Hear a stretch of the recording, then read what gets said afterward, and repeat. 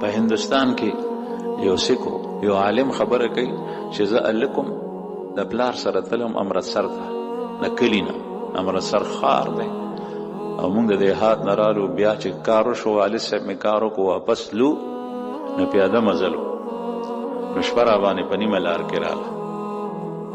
والد صاحب مې ماته وایي کہ یہاں ایک سکھ مسلمان ہے رات اس کے گھر گزاریں گے. دلته یو سکھ مسلمان دے شپه به د هغه سره تېره. نو هغه مولانا صاحب هلکو زلمی وایي چې زه حیران شوم چې سکھ مسلمان څه مطلب. شپه مونږ هلته ورسوله، والد صاحب مې لاړو، زه هم سره لاړم چې مونږ دننه شو نو د هغې سکھ مسلمان یو لویه حویلۍ ده، لویه قلعه ده، اجره بیله کور بیل متصل د اجرې سره، لیکن اجره دومره وه چې هغه ډېر لوی ځای و، پکې کوټې لوی. مخامخ چې مې وکتل نو دغه سکھ مسلمان ناست، لباس پټکې د سکانو، چې څنګه سکانو وي هغسې لویه ګیره ده د سکانو په شان، مخامخ ناست. مونږ چې څنګه ولیدو نو فوراً را پاسو لکه دا سړی چې خپل معزز ملما ګران ملما د هغه د راتلو انتظار کوي او پاسي، دا پکې سړیتوب دا هغه شی و چې څنګه را پاسې هر چا ته به خوشحاله دو، مسلمانانو به ډېر اکرام کول. والد صاحب مې ورسره خبرې اترې وکړې، تعارف یې ورسره وکړو، ویې راځئ، او فوراً به بیا چې کوم دی نو مېلمه ته تیاری شروع کول. کېناستو، والد صاحب مې دې تپوس کوي چې نن خو راته صاحب د سیکانو ته سردار جي وایي، سردار جي نن خو راته دا واقع بیان که چې تا ته دا خلک سکھ مسلمان ولې وایي، دا څه شی دا په باندې خپلې برادرۍ سکانو دا نوم ایښی و، سکھ مسلمان. بیا به ورته ټولو خلکو وایي.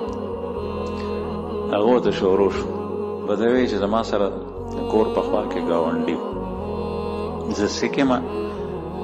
اول دا تپوس وکړو چې ته مسلمان شوی او که نه؟ وایي نه زه سکھ یم.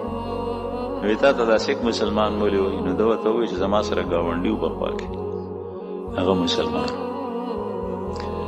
او زمونږ دا علاقه ډېره غریبه علاقه وه، دا ګاونډي مې چې یو مسلمان دا هم ډېر غریب و، دیاړي به یې کوله مزدوري، د ورځې به زه هم ووتم او زه هم ښه غریب وم.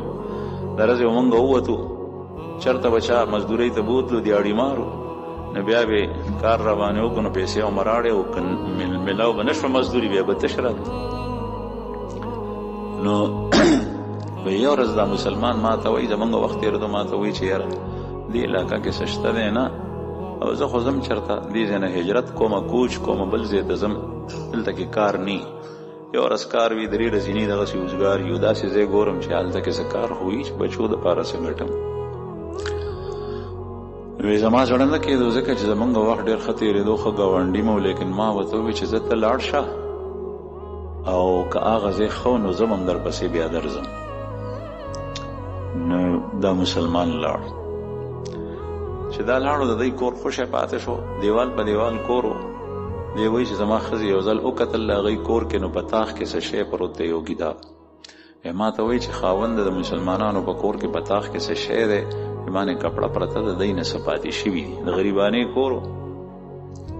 مونږ خو په کورونو کې که نن سبا سړی کډه کوي، بلا څیزونه پاتې شي چې دا مې نه دی پکار، دا مې نه دی پکار. هغه زمانه د غریبۍ زمانه.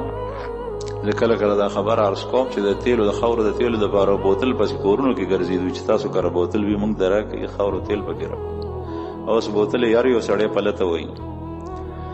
نو وایي چې څه شی ته پاتې شوی دی چې دا څه دي، زه خو یېرېږم نه شم تللی. دی وایي چې زه لاړم کور یې خوښی و، چې مې وکتل نو هغه د مسلمانانو کتاب و قرآن پاک. نو ما راواغشتو او ډېر ریمن شوی او پې باندې خاورې پرتې وي، دوړې پې پرتې وي، کپړه یې ډېره زیاته خیرنه، ډېره زړه. وی هغه ما راوړو کور ته، هغه مې صفا کو، پاک مې کو، ښه مې صفا کو، بیا مې ښکل کو، بیا مې ځان سره محفوظ کو. د چې مزدورۍ ته لاړم، په مزدوري مې په هغه ورځ ښه وکړه چې کور ته رالم، نو کور مې غواله شلي وه، زمونږ لنګه غوا وه، هغې به 1.5 پوپۍ کول، زاړې وه.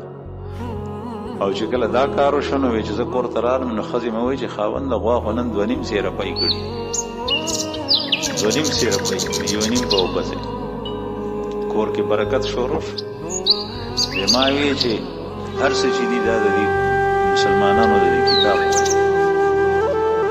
وایي بیا چې به زه تلم دا ما ښه صفات او ښه سوتره مې په ښه معطر ریل مې ورته جوړ بیا چې زه سهار تلم نو دا قرآن به ما ښکل زه مزدورۍ ته ووتم نو ټک په ټک به مزدوري م لګېده او پیسې راتلې وې تر دې چې په دې کلي کې چې څومره ځمکه د ټولو خلکو نه زیاته ځمکه زما ده او د دې کلي دا جایداد زما دی زما نه زیات مالدار اوس په دې وخت کې په دې علاقه کې څوک نشته الله جل شانه مال راکو ډېر زیات هغه قرآن پاک ما سره پروت دی نو دا مسلمان ورته وایي د عالم پلار ورته وایي چې سردار جي دا قرآن خو ما ته راکړه هغه ورته وایي چې هېڅ کله نه دا چې څه مونږ دي ما د دې وجې دا خزانه اوس تا ته څنګه درکړم بیا ورته ما وایي چې ښه وښوئ خیرات لغونې بیا چې وښولو ورته نو هغه زړه نسخه وه